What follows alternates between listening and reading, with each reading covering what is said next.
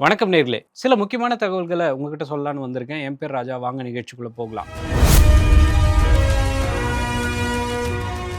உலகத்துடைய முதல் அணு ஆயுதத்துடைய குப்பை தொட்டியா ஒரு புது ப்ராஜெக்ட் ரெடி ஆயிட்டு இருக்கு. அது என்ன அப்படின்னு விலாவாரியா பார்க்கலாம் வாங்க. இன்னைக்கு தேதியில உலகம் ஃபுல்லா ஒரே பிரச்சனை தான் தலையாய பிரச்சனையா ஓடிக்கிட்டு இருக்கு. அது என்ன அப்படின்னா எலக்ட்ரிசிட்டியும் ஃபியூலும் தான் இப்போதைக்கு உலகத்தை அடுத்த சில வருஷங்களுக்கு தீர்மானிக்க போறது இந்த ரெண்டு விஷயங்கள் தான். அப்படிங்கிறதுனால இந்த அணு ஆயுதங்கள்ல இருந்து எப்படி ஒரு கரண்ட் தயாரிக்கிறாங்க, அந்த கரண்ட் தயாரிச்சதுக்கு பிறகு அந்த அணு ஆயுத கழிவுகளை எப்படி டிஸ்போஸ் பண்றாங்க அப்படிங்கிறது சம்பந்தமான ஒரு சின்ன அவுட்லுக் மாதிரி இந்த விஷயங்களை சொல்லலாம் அப்படின்னு வந்திருக்கேன். அது என்ன அப்படின்னா, இந்த அணு உலைகள் மூலமா கரண்ட் தயாரிக்கிற இந்த ப்ராஜெக்ட் வந்து 1950ல இருந்து தான் உலகம் ஃபுல்லா வேற வேற நாடுகள்ல இந்த அணு உலைகள் மூலமா தான் கரண்ட் தயாரிச்சுட்டு இருக்காங்க அப்படிங்கறத நம்ம கவனிக்கலாம். இதுல முக்கியமா நம்ம சொல்றது வந்து ஒரு யுரேனியம் இந்த மாதிரியான விஷயங்கள்லாம் வச்சு கரண்ட் தயாரிச்சு முடிச்சதுக்கு பிறகு, அதாவது யூஸ் பண்ண அந்த அணு வந்து எரிஞ்சு அதுல இருந்து கிடைக்கிற எனர்ஜி தான் நம்ம கரண்டா யூஸ் பண்ணிட்டு இருக்கோம். அந்த மாதிரி இருக்கிற அணு கழிவுகள்லாம் வந்து தற்காலிகமா டிஸ்போஸ் பண்ண போறாங்க அப்படிங்கிறதுக்கான கேள்விக்கு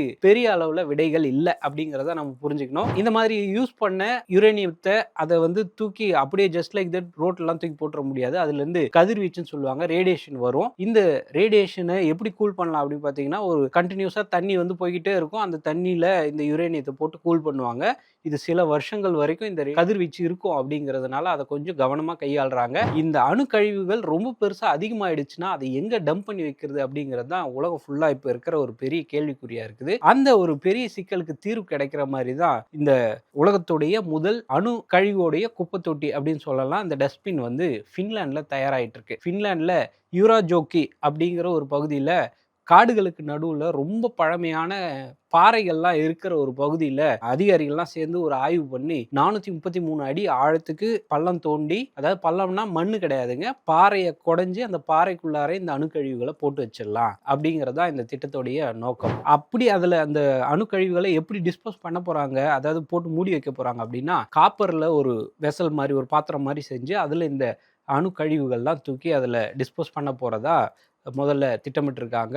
1,00,000 வருஷத்துக்கு இந்த கழிவுகளை தொடவே கூடாது அப்படிங்கிற மாதிரி பெரிய சீலா போட்டு க்ளோஸ் பண்ண போறாங்க. இந்த 1,00,000 வருஷம் அப்படிங்கிறது வந்து ஒரு யுரேனியம் இயற்கையா உருவாகி அதுவே டீகம்போஸ் ஆகிறதுக்கு எடுத்துக்கிற டைம் தான் 1,00,000 வருஷம். அப்படிங்கிறதுனால அதே ஈக்குவலண்டான வருஷத்துக்கு இந்த பாறைகளை யாரும் எதுவும் டிஸ்டர்ப் பண்ணாத வகையில் பள்ளம் தோண்டி அதுக்குள்ளார இந்த அணுக்கழிவுகள்லாம் போட்டு க்ளோஸ் பண்ண போறாங்க அப்படிங்கிறது தான் அந்த ப்ராஜெக்டா இருக்கு. இதுக்கான அப்ரூவல் வந்து ஃபின்லாண்ட்ல நியூக்ளியர் சேஃப்டி அத்தாரிட்டி அப்படின்னு சொல்லுவாங்க, அந்த ஃபைனலான ஒரு அப்ரூவல் தரப்போறாங்க அப்படிங்கிறது ரொம்ப முக்கியமான ஒரு விஷயமா இருக்கு. இதுக்கு அடுத்தபடியா நம்ம எல்லாத்துக்குமே தொட்டதுக்கெல்லாம் ஏஐன்னு யூஸ் பண்ணிக்கிட்டு இருக்கோம். இந்த ஏஐக்கு பின்னாடி என்ன நடந்துகிட்டு இருக்கு அப்படிங்கிறத கொஞ்சம் டீட்டெயில்டா சொல்லலாம் அப்படிங்கிறதுனால இந்த தகவலை ரெண்டாவதா சொல்றேன். ஏன்னு ஒரு செயலி யூஸ் பண்றீங்க அப்படின்னா, அந்த ஏஐ கிட்ட இருந்து எனக்கு இந்த மாதிரி உலகத்தில் என்ன நடக்குது எனக்கு சொல்லுங்க அப்படிங்கிற மாதிரி ஏதோ ஒரு கொஸ்டின் நீங்க கேட்டீங்கன்னா, நீங்க கொஸ்டின் கேட்டு என்டர் பண்ண உடனேயே பதில் கம்ப்யூட்டர்ல ஃபிராக்ஷன் ஆஃப் செகண்ட்ல உங்க கம்ப்யூட்டருக்கு வரும். அப்படி இந்த ஏஐக்கு பின்னாடி ஒரு ப்ராம்ப்ட்னு சொல்லுவாங்க இல்லையா, அந்த ப்ராம்ப்ட்டுக்கு 2030ல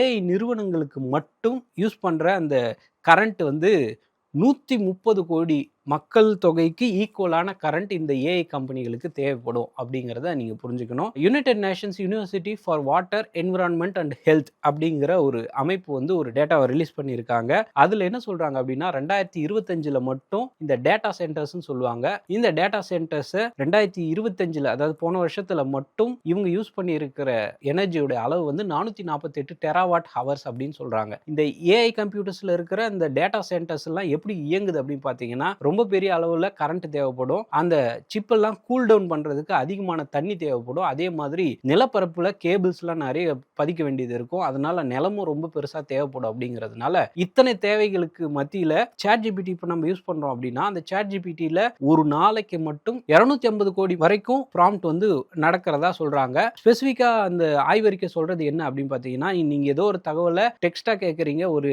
எழுத்து வடிவில் கேட்குறீங்க அப்படின்னா அதுக்கு தேவைப்படுற எனர்ஜி கம்மியாக தான் இருக்கு. அதுவே நீங்க வந்து ஒரு ஏஐ வச்சு ஒரு இமேஜ் ஜென்ரேட் பண்ணணும் அப்படின்னா டெக்ஸ்ட்டுக்கும் இமேஜுக்கும் நடுவில் உள்ள வித்தியாசம் 1450 மடங்கு அதிகம் அப்படின்னு சொல்றாங்க. அதுவே நீங்க இன்னும் அதை வீடியோ ஃபார்மேட்டுக்கு மாத்துறீங்க, இல்லை ஏதோ ஒரு சின்னதா ஒரு கிளிப் மாதிரி யூஸ் பண்றீங்க அப்படின்னா அதுக்கு இன்னும் அதிகமான எனர்ஜி தேவைப்படும். அப்படிங்கிறத நம்ம இங்க புரிஞ்சுக்க வேண்டிய ஒரு முக்கியமான விஷயம். இந்த டேட்டா சென்டர்ஸ் உலகம் ஃபுல்லா இருக்கிற டேட்டா சென்டர்ஸ்ல அயர்லாந்து தான் ரொம்ப அதிகமா இருக்குது. ஒரு கட்டத்துக்கு மேல இவங்க அதிகமான தண்ணி, அதிகமான கரண்ட், அதிகமான நிலப்பரப்பு யூஸ் பண்றாங்க அப்படிங்கிறதுனால 2028 வரைக்கும் புதுசா இந்த யாருக்கும் டேட்டா சென்டருக்கு அனுமதி கிடையாது அப்படிங்கிற அளவுக்கு ஓவரா யூஸ் பண்றாங்க அப்படிங்கிறது தான் நம்ம புரிஞ்சுக்க வேண்டியது இருக்கு.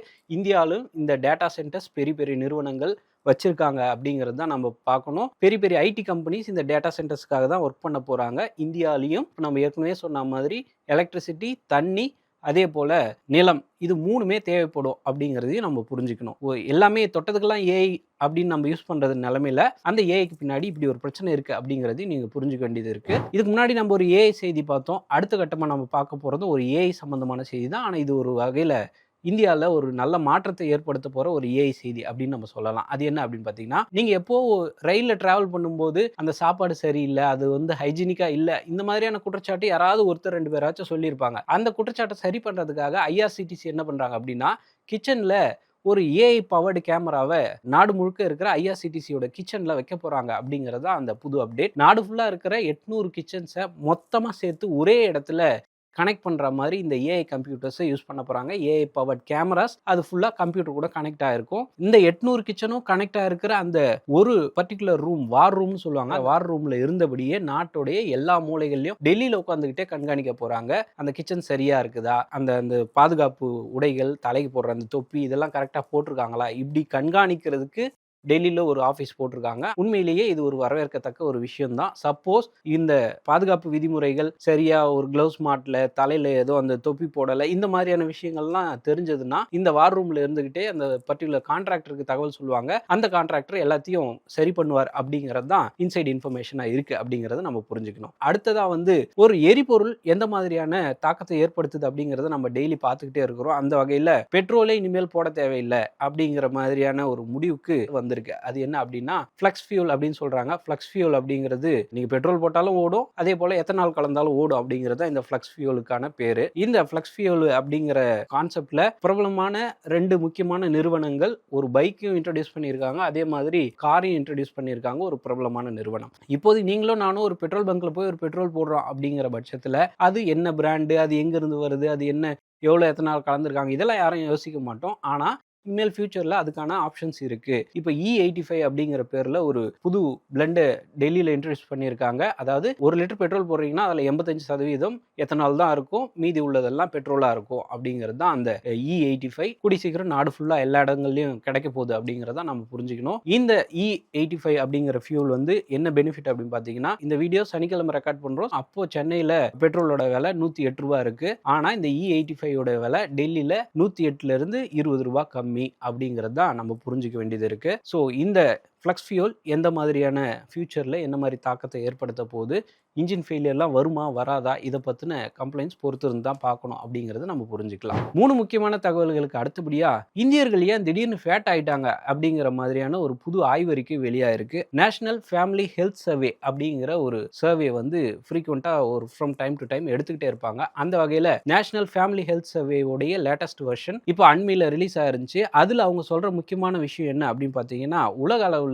இந்தியர்களுடைய வயிற்று பகுதி, அதாவது உடல் எடை அதிகமாகிட்டே போகுது அப்படிங்கிறது தான் அந்த ஆராய்ச்சியில சொல்ற முக்கியமான விஷயம். அதுல ஸ்பெசிபிக்கா அவங்க சொல்றது என்ன அப்படின்னா, உலக அளவுல ரொம்ப இந்த ஒபிசிட்டின்னு சொல்லப்படுற உடல் எடையால அதிகமா பாதிக்கப்படுற நாடுகள்ல சைனா முதல் இடத்துல இருக்கு, இந்தியா 2வது இடத்துல இருக்கு அப்படிங்கறத நம்ம புரிஞ்சுக்க வேண்டிய விஷயம். எப்பெல்லாம் வெயிட் கூடுதோ அப்பெல்லாம் டயபெட்டிக்ஸ், அப்புறம் இதயம் சார்ந்த பிரச்சனைகள், அதே போல ஃபேட்டி லிவர், இந்த மாதிரியான பிரச்சனைகள் வருது அப்படின்னு சொல்லி மருத்துவர்கள் எச்சரிக்கிறாங்க. இந்த ஆய்வறிக்கை சொல்ற ஒரு முக்கியமான விஷயம் என்ன அப்படின்னு பாத்தீங்கன்னா, பெண்களுடைய உடல் எடை அதிகரிக்கிற விகிதம் 24% இருந்துச்சு. இதுவே 2024ல இது அப்படியே 6% அதிகமாகி 30% உயர்ந்திருக்கு. இது ரொம்ப அலாமிங்கான விஷயம் அப்படின்னு சொல்றாங்க. அதே போல 2019ல ஆண்களுடைய ஒபிசிட்டியோடைய விகிதம் 22.9% இருந்துச்சு. 2024ல இது அப்படியே ஜம்ப் ஆகி 27.3% உயர்ந்துருச்சு அப்படிங்கிறது தான் அந்த புள்ளி விவரம் சொல்ற ஒரு முக்கியமான தகவல். இதுல இன்னொரு இன்ட்ரெஸ்டிங்கான தகவல் என்ன அப்படின்னா, நகரத்துல இருக்கிறவங்களுடைய உடல் எடை தான் ரொம்ப அதிகமாகிட்டே போகுது அப்படிங்கிற மாதிரி அந்த ஆய்வறிக்கை சொல்லுது. அதே போல அவங்களுடைய சாப்பாட்டுல அல்ட்ரா ப்ராசஸ்டு ஃபுட் அதிகமா இருக்கு. அதாவது பதப்படுத்தப்பட்ட உணவுகள், அப்புறம் ஈஸியா அப்படியே போய் ஒரு பாக்கெட்டை பிரிச்சு அப்படியே எடுத்து சாப்பிட்ற மாதிரியான ஃபுட்ஸ் எல்லாம் சுகர் இருக்கு, அதிகமான அளவுக்கு உப்பு இருக்கு. இந்த மாதிரியான விஷயங்கள் அதிகமாக எடுத்துக்கிறதுனால அவங்களுடைய உடல் எடை அதிகமாகுது. பர்டிகுலரா வயிற்று பகுதியில் அதிகமான ஃபேட் சேருது அப்படிங்கிறத அவங்க சொல்றாங்க. இந்தியாவில் நகரங்களில் ஓவர் வெயிட் ஒரு பிரச்சனை பார்த்தோம் இல்லையா, அதே போல கிராமங்களில் அண்டர் வெயிட் பிரச்சனை இருக்கு அப்படின்னும் அந்த ஆய்வறிக்கை சொல்லுது. ஒரு பக்கம் ஓவர் வெயிட்டா இருக்காங்க, ஒரு பக்கம் அண்டர் வெயிட்டா இருக்காங்க. இதை சரி பண்றதுக்கு ஏதாவது ஒரு நடவடிக்கை தேவை அப்படிங்கிறது தான் அந்த ஆய்வறிக்கை சொல்ற ஒரு முக்கியமான விஷயம். இந்த மாதிரியான பயனுள்ள தகவல்கள் தொடர்ந்து கொடுத்துட்டு இருக்கேன். என் பேர் ராஜா. நன்றி, வணக்கம்.